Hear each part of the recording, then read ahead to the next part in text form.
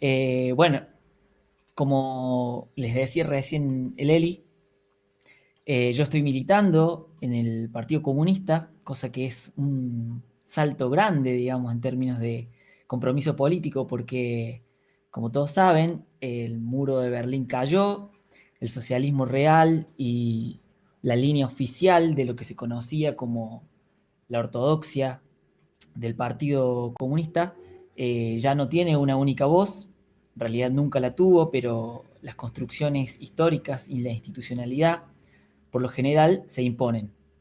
Hoy que ya no existe, y hace poco compartía esta canción de León Gieco, Los Alegres de Charlie, en una parte él dice, ¿qué nos dirán por no pensar lo mismo ahora que no existe el comunismo?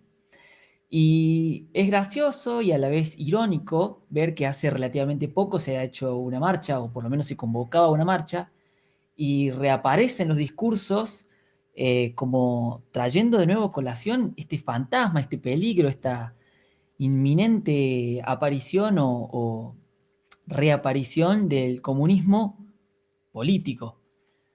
Porque de hecho, me parece interesante que al recuperar los textos de Marx, su texto principal, el que lo pone en la escena de, de la política y la economía en su momento, es nada menos que el Manifiesto Comunista. Antes de que existiera el Partido Comunista y antes de que existiera una, una organización histórica y política concreta territorial.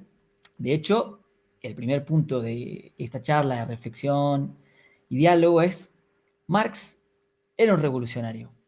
Él, Engels y muchos otros en su momento, incluido Bakunin, anarquista él, estaban organizando, estaban organizados, y el amanecer del socialismo en el mundo, esta gran bandera roja que cubrió el mundo en su momento logrando las 8 horas de trabajo, estamos hablando de una iniciativa ética política que surge a partir de un análisis de la realidad.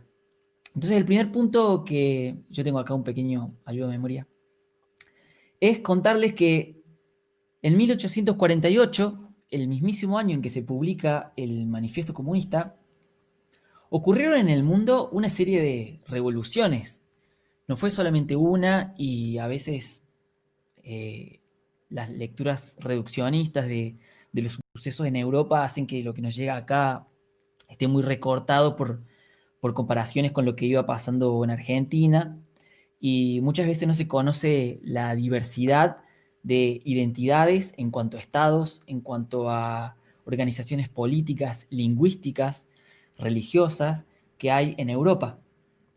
Eh, y es muy importante mencionar que en 1848 se produjeron una serie de revueltas y revoluciones.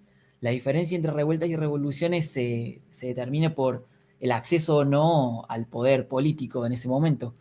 Pero hubieron revueltas y revoluciones que en algunos casos lograron un montón de concesiones de parte de los príncipes, distintos monarcas y regímenes políticos absolutistas, porque cabe recordar que si bien había ocurrido la Revolución Francesa a finales de 1700, ya había vuelto a ser Napoleón emperador, gracias a lo cual se pudo independizar la Argentina también de España y toda la América Latina, pero en particular. Entonces, es muy interesante ver cómo en ese primer momento de la gestación de la organización política, Marx, en tanto analista de la realidad, está pensando cómo organizar para que esos logros de esas revueltas, de esas revoluciones, pudieran mantenerse en el tiempo. Entonces, el primer análisis que él hace en el Manifiesto Comunista, y me permito citar dos fragmentos, eh, él y Engels dicen: en lugar de las antiguas necesidades, satisfechas con productos nacionales, nacen necesidades nuevas, reclamando para su satisfacción productos de los lugares más apartados y de los climas más diversos. En lugar del antiguo aislamiento de las naciones, que se bastaban a sí mismas, se desenvuelve un tráfico universal, una interdependencia de las naciones. Y esto, que es verdad para la producción material, se aplica a la producción intelectual. las producciones intelectuales de una nación advienen propiedad común en todas. La estrechez y el exclusivismo nacionales resultan de día en día más imposibles. De todas las literaturas nacionales y locales se forma una literatura universal. En este fragmento del Manifiesto Comunista empiezan a aparecer estos elementos que van a ser los ladrillitos con los que se construye la teoría marxista. La teoría marxista no estaba al alcance de ser analizada por el mismo Marx en su momento, ni él tenía noción de lo que estaba haciendo, es muy importante mencionarlo. De ninguna manera estaba construyendo una doctrina política, sino que estaba brindando a la clase obrera elementos y herramientas de interpretación de la realidad. Entonces, como gran ítem, ustedes recordarán las famosas tesis sobre Feuerbach, que es la que un poco le da el nombre a esta charla que les quiero presentar. La tesis número 11 dice que los filósofos lo que han hecho ha sido interpretar la historia, pero de lo que se trata es de transformarlo. Esa tesis de Marx, y esto también ya lo vamos a recuperar en un ratito, no fue conocida sino hasta mucho tiempo después, recopilada por Engels. Pero en concreto, la idea de pensar la realidad, la idea de interpretar, no le viene a Marx porque es un genio o porque haya sido él una persona visionaria simplemente, sino porque ya estaba en el núcleo de la filosofía el problema de la historia, el problema del devenir histórico, el problema de la interpretación, el problema del sujeto de la revolución. Habrán conocido o sabrán ustedes que esta gran crítica que se le hace a Hegel de haber identificado en el gobierno de Prusia que estaba la concreción de la historia, digamos. Entonces, frente a este posicionamiento de Hegel, que había sido un líder filosófico para toda la generación de la época de Marx, posicionarse así, hacia un lado conservador, generó una ruptura en la propia capacidad de análisis de los estudiosos. Y el punto es que nosotros, mucho tiempo después, de alguna manera, seguimos inmersos en esa situación de que hay una teoría y esa teoría es interpretada por la generación que sigue. De alguna manera, y la propuesta es, como dice Marx, en la página 36 también del manifiesto, el sistema burgués resulta demasiado estrecho para contener las riquezas creadas en su seno. ¿Cómo supera estas crisis la burguesía? De una parte, por la destrucción violenta de una masa de fuerzas productivas. De otra, por la conquista de nuevos mercados y la explotación más intensa de los antiguos. ¿A qué conduce esto? A preparar crisis más generales y más formidables y a disminuir los medios de prevenirlas. Entonces, el análisis de Marx en el momento en que escribe el Manifiesto Comunista es nada más y nada menos que organizar la clase obrera. Entonces tenemos un Marx que va a ser recuperado tiempo después, así como en su momento la generación de Marx recuperaba a Hegel. Mucho tiempo después se va a hablar más de lo que Marx dijo que de lo que Marx quiso hacer. Y en esto me parece una metáfora interesante que para pensar y a introducirnos poco a poco en qué es el marxismo, de qué se trata o cuál es más bien los marxismos, me parece importante la salvedad de decir que si uno quiere entender una vaca, no entra a una carnicería, ¿sí? La carnicería ya está diseccionado, los cortes ya están hechos, según el lugar, según la cultura, las vacas se cortan en distintos lugares. De hecho, es posible que haya lugares donde haya otros animales que se coman. Pero digo, el conocimiento que hoy tenemos de la tradición marxista tiene que ser más bien interpretado como el delta de un río, en el cual las derivaciones teóricas y prácticas no se pueden separar en el propio Marx. Marx no estaba en un momento como si fuese esquizofrénico, siendo filósofo, en otro momento siendo un historiador, en otro momento siendo economista, sino que, y esto es para mí el primer paso crucial para acceder a la crítica a los posicionamientos marxistas, es hay que criticar lo que uno piensa. Cuando Marx analiza el trabajo de Feuerbach, va planteando esta metodología de trabajo, que es lo que hoy conocemos como materialismo dialéctico, indiscriminadamente, a lo teórico y a lo práctico. Entonces, nunca hay un análisis teórico filosófico desprovisto de quién es el que está o la que está enunciando o argumentando en ese contexto. Nunca se puede escindir el o la pensadora de la realidad de el contexto que tiene frente a sí. Por eso las tesis de Marx son tanto políticas como filosóficas. Y la mejor forma que encuentra él de poder plantear la indivisibilidad de este fenómeno es la crítica, justamente. Entonces, hay un texto que yo les recomiendo que si les interesa adentrarse un poco más en el tema, lo lean. Es de Eric Hobsbawm, el libro. El libro se llama ¿Cómo cambiar el mundo? Y es básicamente una introducción al marxismo y a Marx y al marxismo, escrita hace relativamente poco, creo que el 2011 el libro. Pero fíjense que si uno quisiera analizar un fenómeno, un problema, una situación, y te preguntan cómo trabajar la tierra, vos podés volver a hablar de Egipto y hablar del río Nilo y hablar de cómo fueron que las primeras civilizaciones se establecieron y se hicieron sedentarias, o vos podés ir ahora a, no sé, en Santa Isabel yo tuve la posibilidad de conocer y ver cómo se trabaja la tierra ahora. Tienen todo que ver y no tienen nada que ver al mismo tiempo. Ese micro trabajo crítico que hace Marx nos permite analizar, si tuviésemos acceso a documentación, ¿sí?, empírica, cómo trabajaban en ese momento y cómo se trabajaba ahora. Las similitudes y las diferencias las establece Marx a partir de un criterio que es axiológico, que es el eje sobre el que gira su pensamiento, que es la producción. La producción es tanto el trabajo humano como los intereses o necesidades que están por detrás de la motivación de los seres humanos de producir. En un momento es la necesidad, en otro momento será el interés económico. Pero para poder criticar cuál es el punto de partida de la teoría marxista, tenemos que entender que Marx nunca saca su crítica a los modos de producción de un momento histórico. Por lo tanto, toda crítica marxista se da en el tiempo y en el espacio.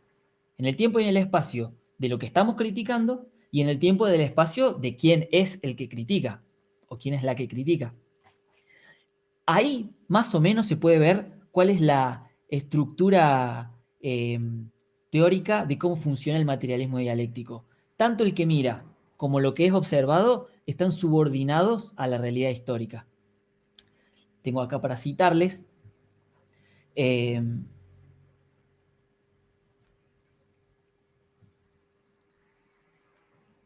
el libro que se llama Los Grundrisse, otro dato, antes de decir esto. Esta distinción entre idealismo y materialismo, que yo les digo que es el eje del materialismo histórico, es entender que la historia es un proceso empírico. La historia no es un proceso abstracto inventado en las mentes de las personas que lo miran. Ese es el núcleo de la crítica que Marx pone en tela de juicio a Feuerbach, donde él Feuerbach analiza cómo el proceso de la nacionalidad está vinculado a las creencias y las creencias en gran parte dependen de la religión. Entonces se pone a estudiar Feuerbach sobre la influencia que había tenido la religión y el cristianismo en particular para la conformación de la nacionalidad o de la identidad nacional alemana. Recuerden ustedes el rol que había tenido Lutero en el proceso de autonomización tanto política como religiosa, del pueblo alemán respecto de lo que era en ese momento el Sacro Imperio Romano. Entonces, no es tampoco que Feuerbach era tonto, digamos, o era mentalmente menos brillante que Marx, sino que estamos hablando de que los condicionamientos prácticos de la realidad están para Marx siempre vinculados a los condicionamientos teóricos con los que interpretamos la realidad. Entonces, ese cruce entre idealismo y materialismo para Marx no es que él dice el idealismo está mal, él dice el idealismo está subordinado. La gran discusión que se va a sostener desde que Marx hace este planteo, me gusta parafrasearla con otro gran crítico histórico, que dice que no crecen higos de los cardos ni uvas de los espinos. El materialismo no es propiedad de los observadores, sino que los observadores, por ejemplo, los filósofos, ejercen un dominio sobre la materia cuando la interpretan. Hay una frase que me encanta que dice, el que domina es el que denomina. Dicho de otra manera, aquel mito también cristiano de que dice que Adán le pone nombre a las cosas. Bueno, hay una cualidad de poder inherente al ser humano que es la búsqueda por ponerle nombre a las cosas. Entonces, la tarea filosófica de querer decir qué es y qué no es una cosa viene a ser más bien, para Marx, una respuesta a la necesidad del hombre frente a la realidad. Entonces, la historia es un proceso material y no podemos imponerle nuestras interpretaciones, sino que debemos analizar, estudiar los procesos que lo componen y que hacen eso que es lo real. Todos estos textos de Marx son previos a sus obras por las cuales él es famoso. Llamémosle El Capital, por ejemplo. Todos estos textos, algunos dicen del joven Marx, no fueron conocidos sino hasta 1930 aproximadamente, cuando se traducen del alemán al ruso en la Unión Soviética los manuscritos económicos filosóficos y todos estos textos que componen lo que se le llama hoy el joven Marx. Ninguno de los grandes referentes políticos del marxismo había tenido acceso a estos textos, a esta comprensión detallada y más depurada del pensamiento de Marx. Ellos tenían que tratar de interpretar a Marx a partir de los textos que tenían a su alcance. De nuevo, el marxismo que tenemos, que conocemos, que se puede conocer, también está subordinado a la accesibilidad que tenga quien quiera que lo quiera interpretar. Él en 1859 escribe, como también los bocetos de lo que iba a ser el Capital, el texto que se llama Una contribución a la crítica de la economía política. Este texto es un clásico hoy, sobre todo en las carreras de sociología, economía, ciencias políticas, bueno, las ciencias sociales que están más abocadas al análisis y no tanto a lo filosófico, porque en estos textos Marx aplica estos primeros bocetos de lo que él después va a trabajar en el Capital, pero que muchas veces, si no están acompañados por la lectura, por ejemplo, del Capital, quedan muy esencializados. Voy a decir algunas palabras clave para que sintamos que estamos hablando del mismo marxismo.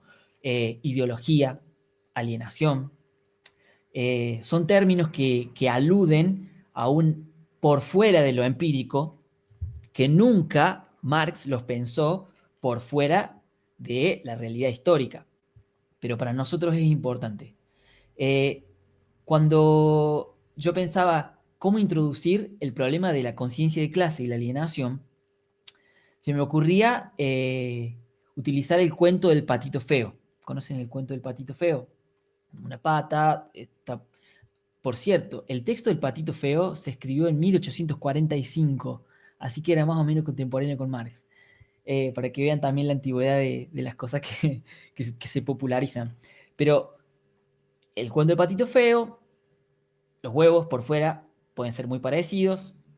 Mamá pata lo incuba, o papá pato, no sé, lo incuba, nace y es horrible porque es negro, porque es feo, porque es desproporcionado. La madre lo expulsa de la familia, por decir así. Después, si pueden, busquen el original porque es bastante explícito este rechazo a lo diferente, que sigue vigente hoy.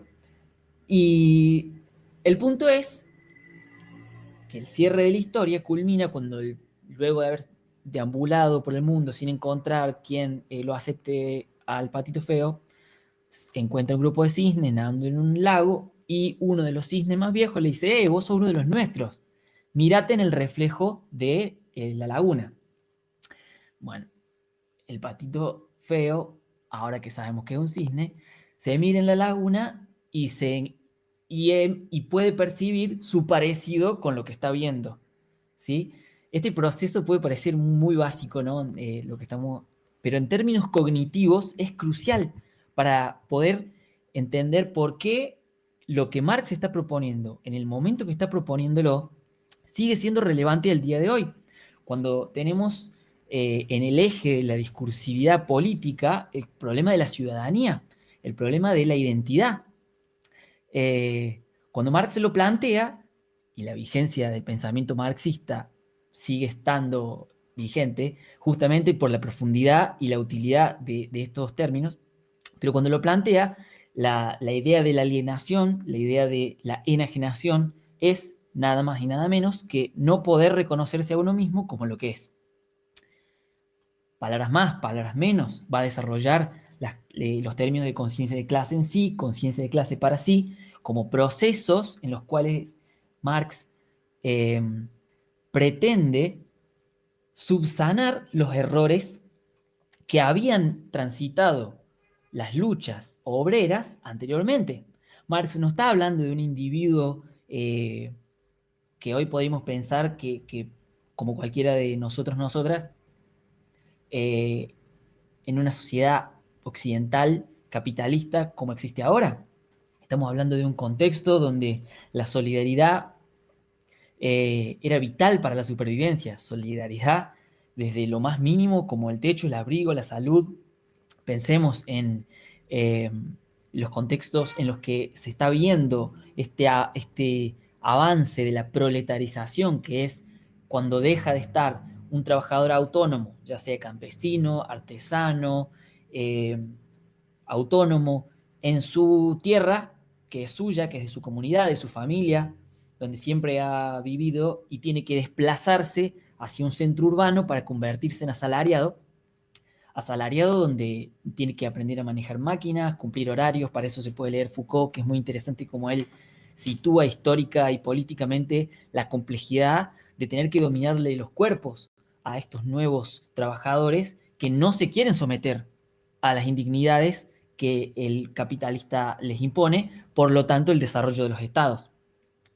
Los estados y su presencia física histórica pasan por las escuelas, por las fábricas, las cárceles. Bueno, después podemos profundizar en eso.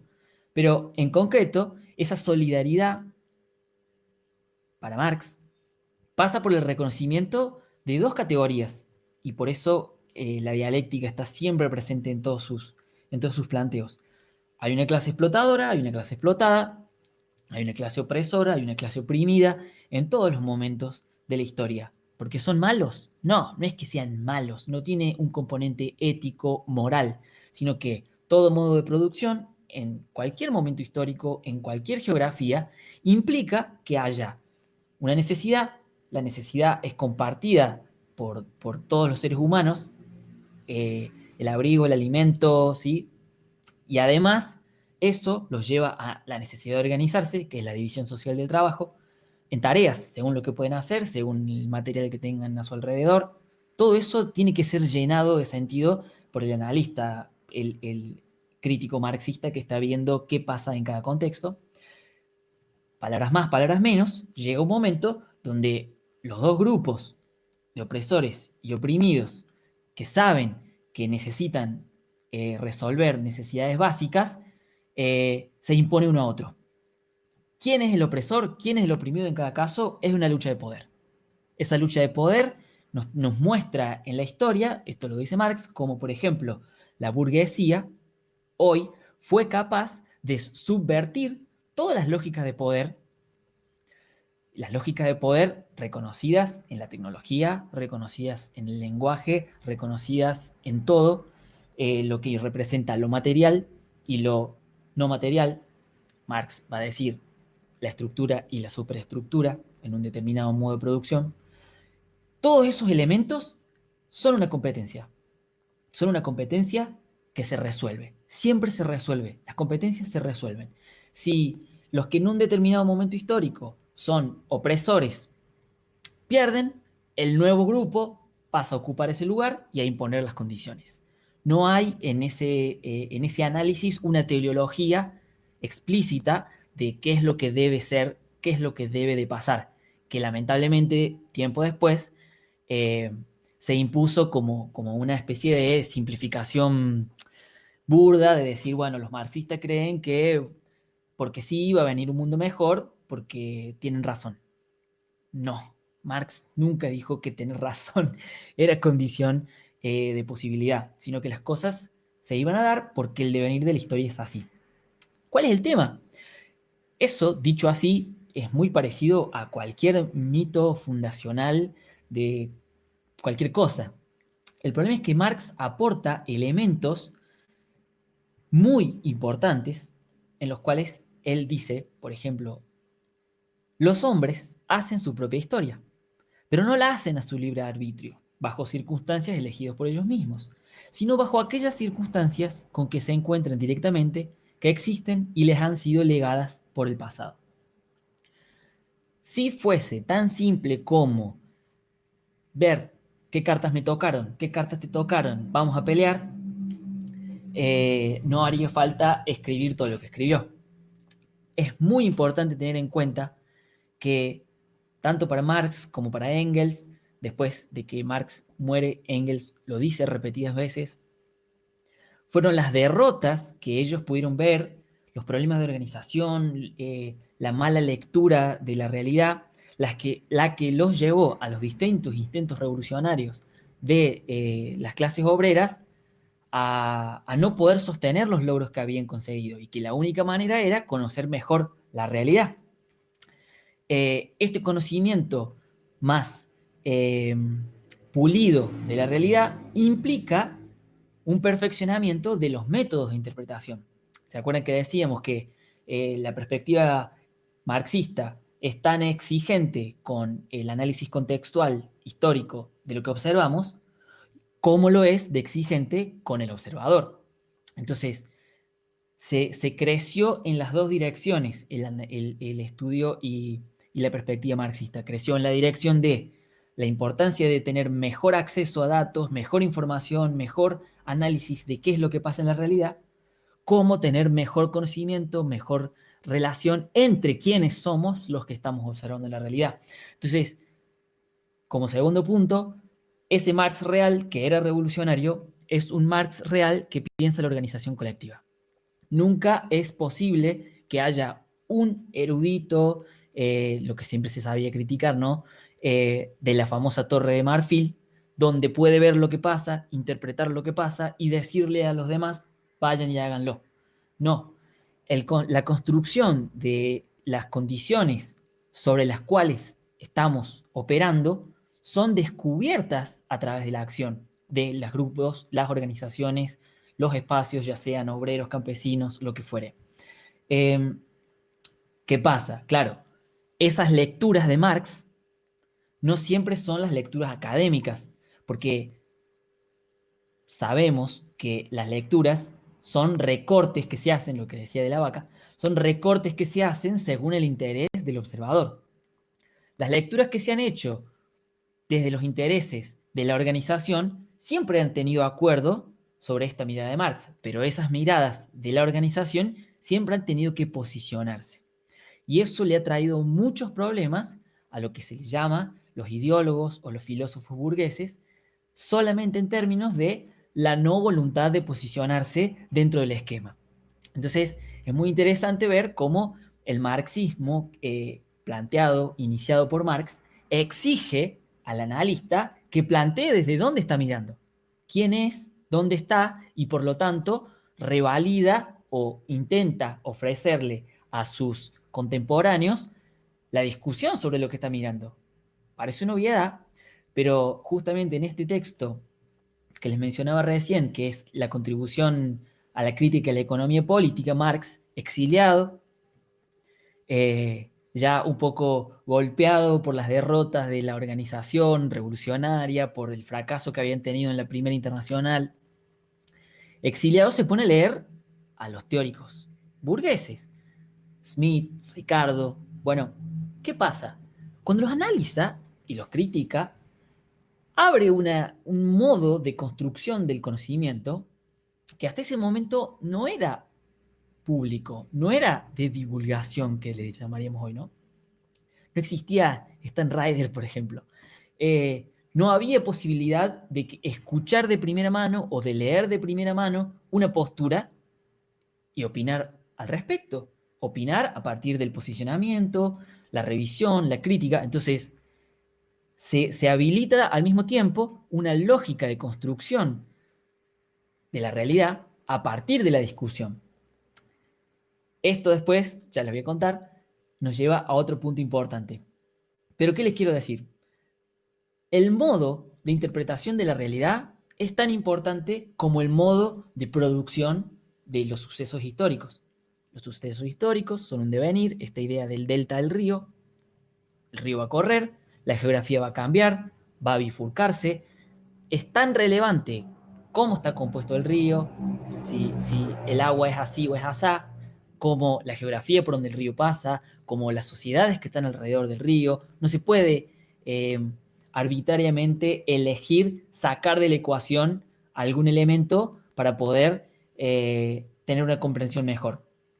Y bien, con esto básicamente lo que estoy diciendo es que el conocimiento académico que nosotros tenemos, al estar tan fragmentado y especializado, inevitablemente tiene errores epistemológicos, arrastra problemas empíricos que si cada uno de nosotros pudiéramos acceder a las bases de datos o a mirar de primera mano de dónde sacan la información con la cual construyen sus posicionamientos y sus teorías, por el solo conocimiento que cada uno de nosotros, nosotras puede tener, podríamos criticar. Pero ahí está el tercer punto, que tiene que ver con la dialéctica y la organización.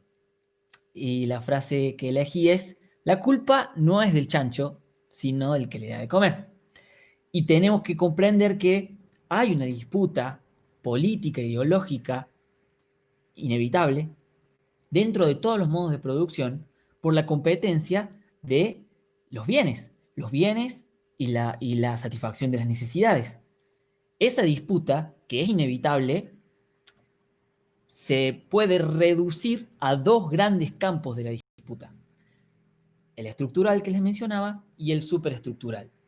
No se puede disputar uno sin el otro. No se puede triunfar en uno sin el otro.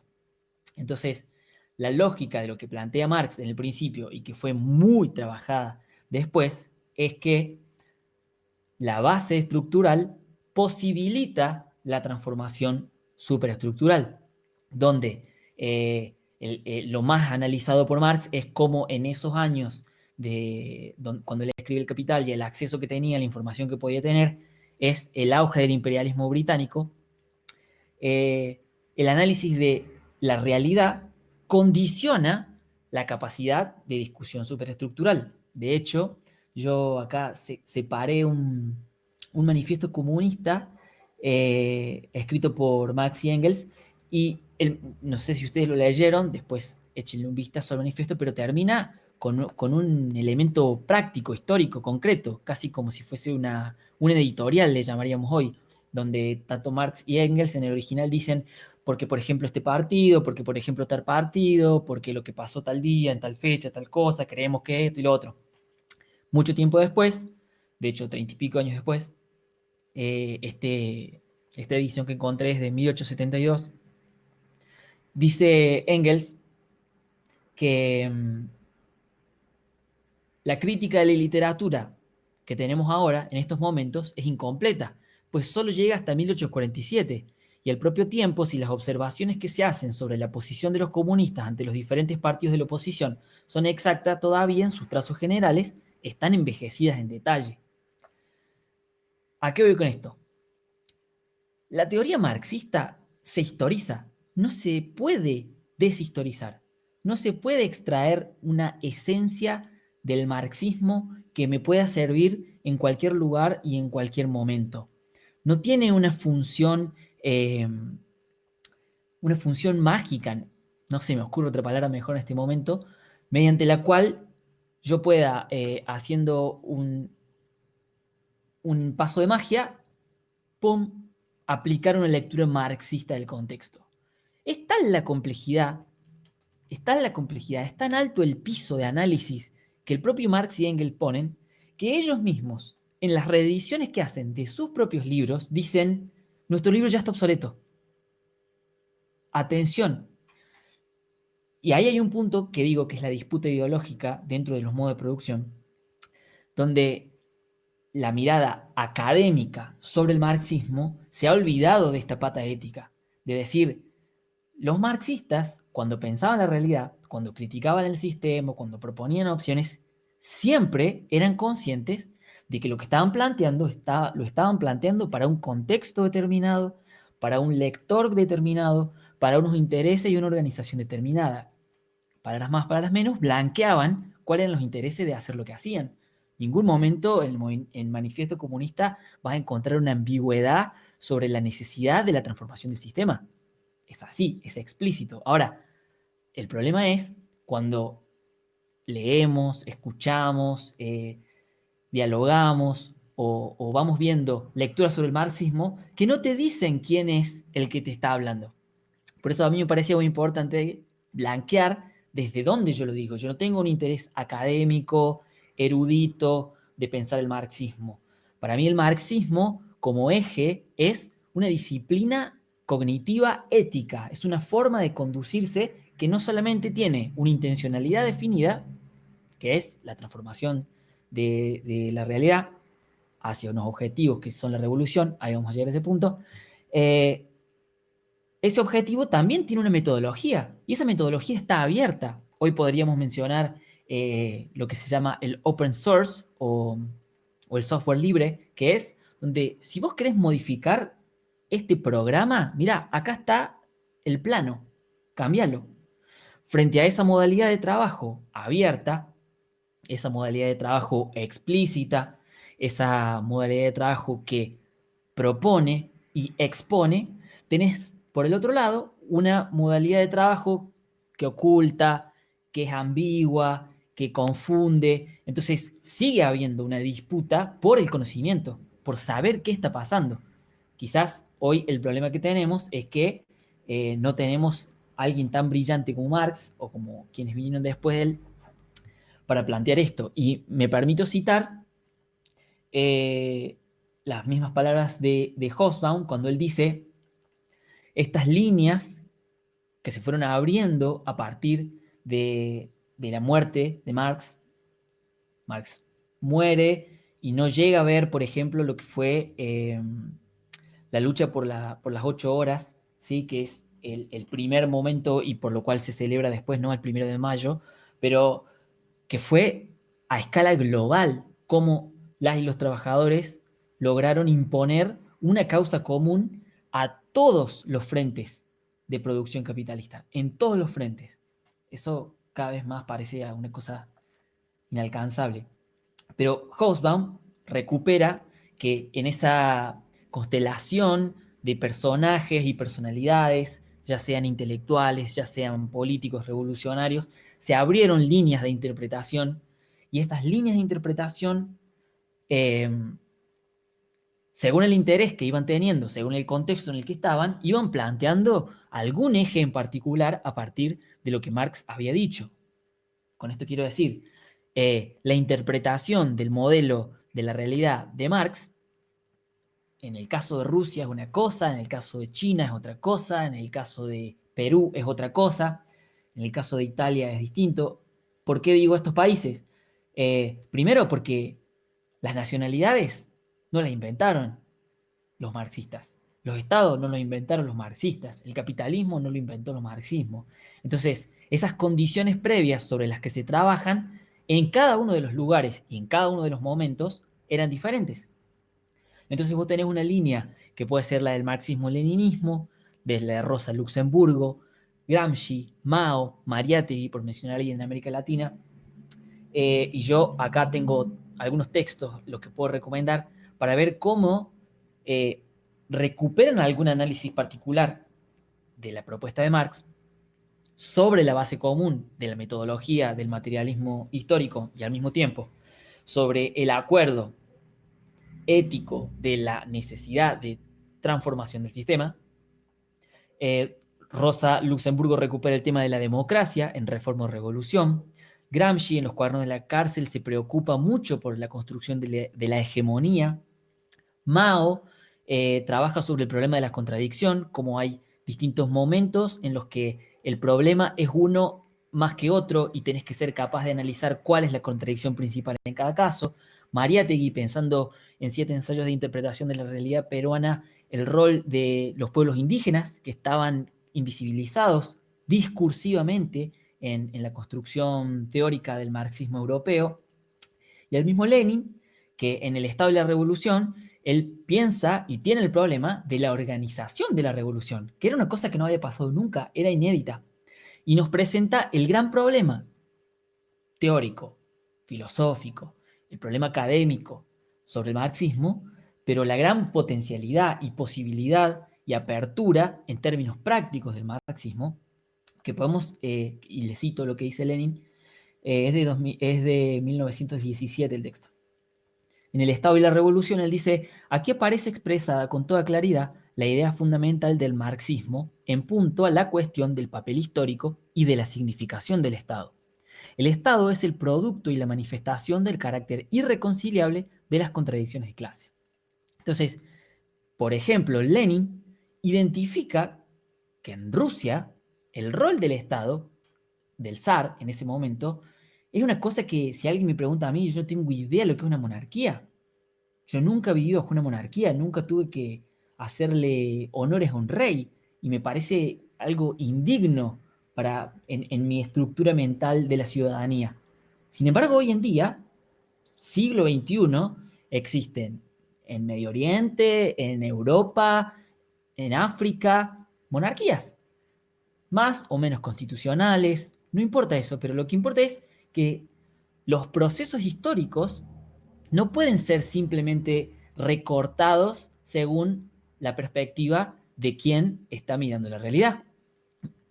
Eso vale para la perspectiva que uno pueda tener respecto de las monarquías, el rol de la democracia, la constitución, qué es una república, etcétera, como la perspectiva que pueda tener una persona que vive bajo una monarquía o en el sistema de la monarquía respecto de lo que se vive en una sociedad que no tiene monarcas. Entonces, ¿cuál es la verdad?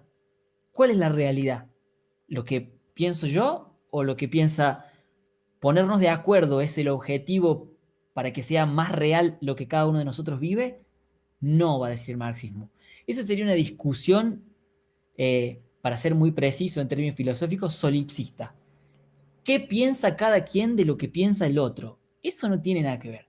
Ahora, si nos sentamos y nos ponemos a dialogar sobre qué rol cumple la fuerza de seguridad y cómo está compuesta y quiénes son y de qué familias son y qué comen y cómo se produce y qué, bueno, vamos a encontrar muchos más puntos de acuerdo que si nos ponemos a discutir sobre las ideas que nosotros tenemos de lo que el otro piensa.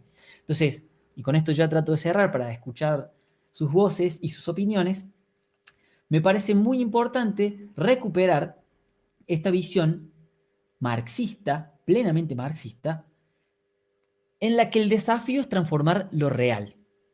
Pero la realidad no es fácil de interpretar. Lo más necesario para las y los trabajadores es tener elementos comunes de interpretación de la realidad.